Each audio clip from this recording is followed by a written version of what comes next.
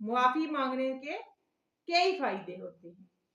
पहला फायदा, दिल को सुकून मिलता है और दिल का बोझ हल्का हो जाता है।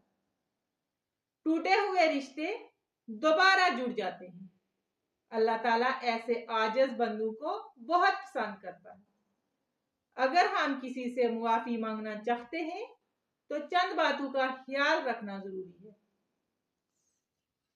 पहली बात, अपनी गलती को तस्लीम करें।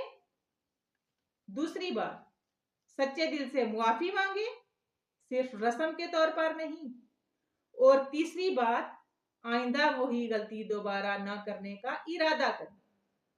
और अगर किसी का हक मारा हो तो उसका हक वापस करें। याद रखें, मुआफी मांगने से इंसान छोटा नहीं होता, बल्कि उसकी इज्जत और बड़ाई में इजाफा होता है। कभी कभी एक छोटा सा जुमला जिंदगी के बड़े बड़े मसाइल हल कर देता है। मुझे मुआफ कर दें। आखिर में दुआ है, ऐ अल्लाह हमें आजिज़ी अता फरमा, हमें दूसरों को मुआफ करने वाला बना। और अगर हमसे किसी को तकलीफ पहुंची है तो हमें सच्चे दिल से मुआफी मांगने की तौफीक अता फरमा। ऐ अल्लाह हमारे दिलों में मोहब्बत पैदा फरमा और हमारे रिश्तों में बरकत अता फरमा। आमीन या रब्बुल आलमीन।